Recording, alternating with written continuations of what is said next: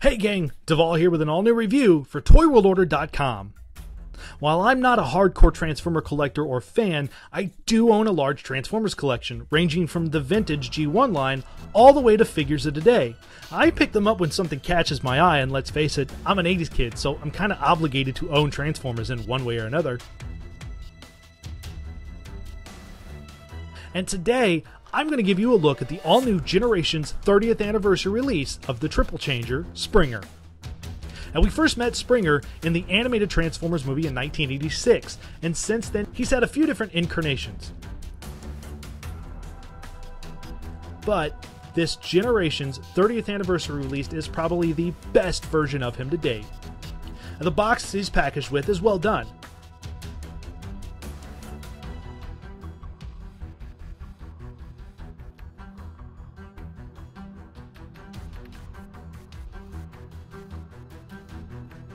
Now, the front of this box is really eye-catching, with a large window revealing the figure and accessories within, a great rendering of Springer, as well as the Autobot logo up in the left-hand corner, and the 30th anniversary logo in the lower right-hand corner. Now, the back of the box shows the figure and his robot in both alt modes, a short bio, and a G1-inspired power level graph.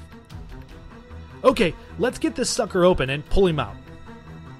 Immediately out of the box, we see Springer is a well-done figure. The sculpting here is really good, and while the paint applications are, well, few and far between, the colors here are very bright for the figure being mostly separately pieces of colored plastic. The figure has the usual ball-jointed construction, which allow him some very remarkable articulation.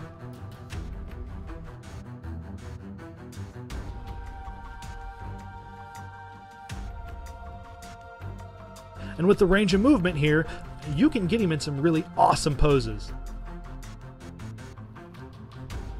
A Springer comes with a couple of accessories. He's packaged with a double-barreled missile launcher, which he can hold in either hand.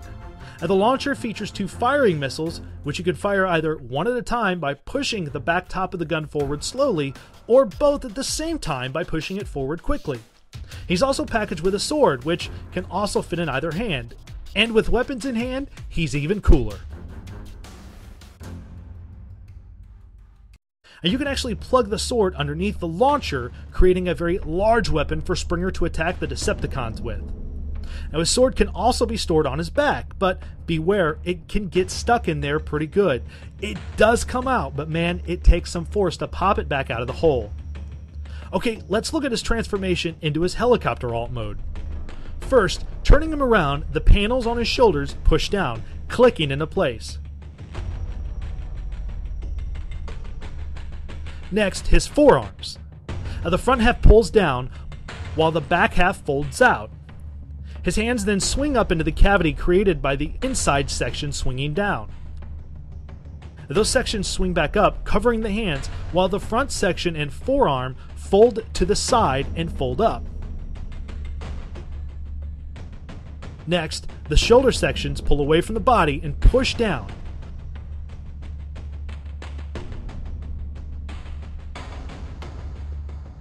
While the chest swings up. Springer's head actually swings down into the chest, and we form the helicopter nose cone by locking it into place thanks to the cockpit section on his back.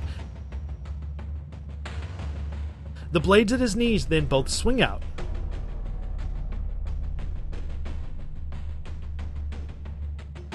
And the back of his feet fold into the main foot section.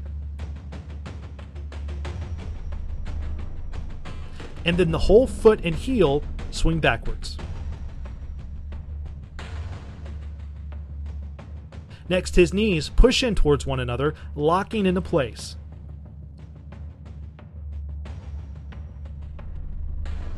And the rear panel on his back pushes down onto the back of the upper legs, locking into place thanks to two tabs. Then, you just position the tail fins properly. To finalize the helicopter mode, well, he needs a blade. Taking his sword here, the blade actually pulls apart, and then they are locked into place by a piece on the front that swings up.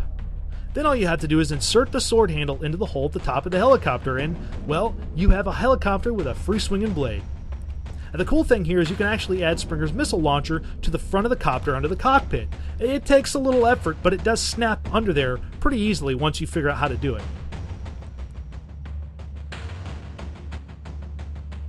In his copter alt mode, he looks really, really cool.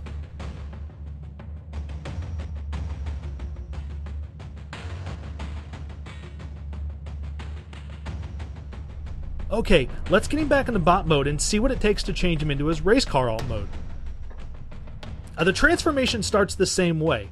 The panels on his shoulders slide down. Next, the inside forearm sections, the ones that look like windows, swing out.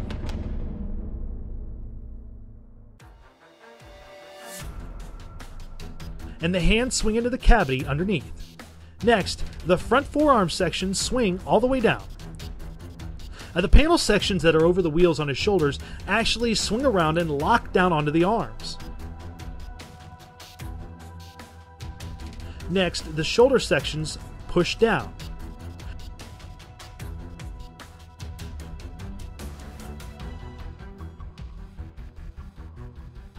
On his back, the lower panel swings down, and then you pull the whole cockpit section up off his back and push it onto his lower back. Next, we repeat the action from his copter alt mode to create the nose cone section, except this time we leave the landing gear in its hiding place. Then, we slide the shoulder and arms all the way up so the tire's near the front of the nose cone.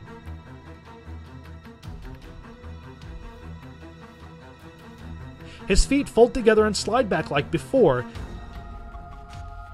and you lock his legs together much like we did for his copter mode. The main difference here is the tire sections actually swing around and connect to the car via tabs on the underside of the arms. To finalize his race car alt mode, the tail fins for the copter mode become a two-piece spoiler at the rear. You can actually store his sword on him in this mode by placing it underneath and locking it into place thanks to the knee sections.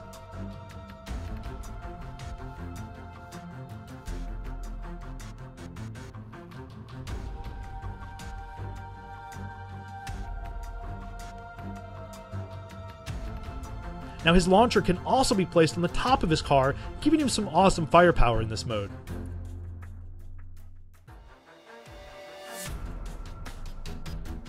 Now his race car alt mode is well done here, and honestly both alt modes are actually well constructed in design as they both look amazing.